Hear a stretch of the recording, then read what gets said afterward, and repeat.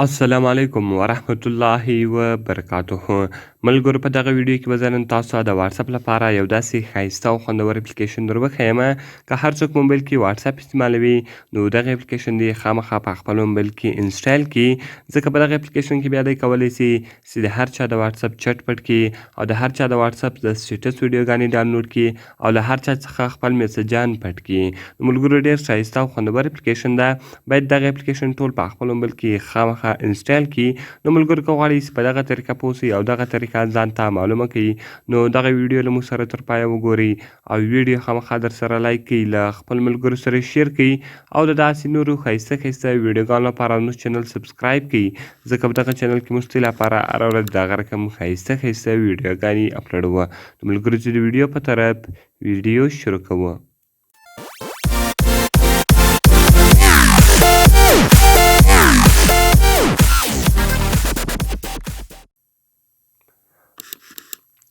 نو ملګرو تر ټولو مخکې تاسو په خپل موبایل کې یو اپلیکیشن را ډاونلوډ کړئ.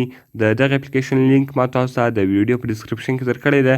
تاسو ډېر په اسانۍ سره کولی سئ چې دغه اپلیکیشن له هغه څخه ډاونلوډ کړئ. نو کله چې ملګرو تاسو دغه اپلیکیشن له هغه څخه ډاونلوډ کړئ، دغه رقم تاسو دا خلاص کړئ. نو کله چې ملګرو دغه تاسو خلاص کړئ، د دې څخه مین انټرفیس ته انټرفیس دا رقم دلته دی تاسو ته راړوي. دغه رقم دغه تاسو چوز کړئ، اکسپټ کړئ او دغه رقم په ګوټ ایټ باندې کلیک وکړئ او دا اپشن به تاسو چوز کړئ الاو کړئ. ګوره هایډن چټ پر واتساپ.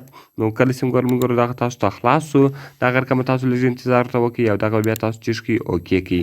نو کله چې ملګرو دغه تاسو اوکې کړئ، دغه رقم ولې دلته تاسو ته چټ راړوي، یعنې تاسو د هر چا میسجان کتلی سئ.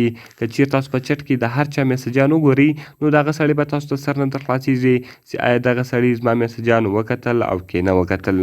نو اول ګوره ملګرو اوس که تاسو ته هر چا میسجان کړي وي هغه ټول دلته تاسو کتلی سئ. نو د هغه سړي به دلته تاسو ته سر هم نه در خلاصېږي چې آیا دغه سړي زما میسجان وکتل او که نه وکتل. دغه رقم ګوره ملګرو که څوک له تاسو څخه میسجان ډیلیټ کړي نو هغه ډیلیټډ میسجان بیا دلته دی تاسو ته راړوي. ګوره وایي نو ډیلیټډ میډیا یټ، یعنې تر اوسه چا له تاسو څخه میسجان نه دي ډیلیټ کړي. که هر څوک تاسو ته میسجان وکړي او هغه یې بعد کې له تاسو څخه ډیلیټ کړي نو هغه به دلته دی تاسو ته راړوي.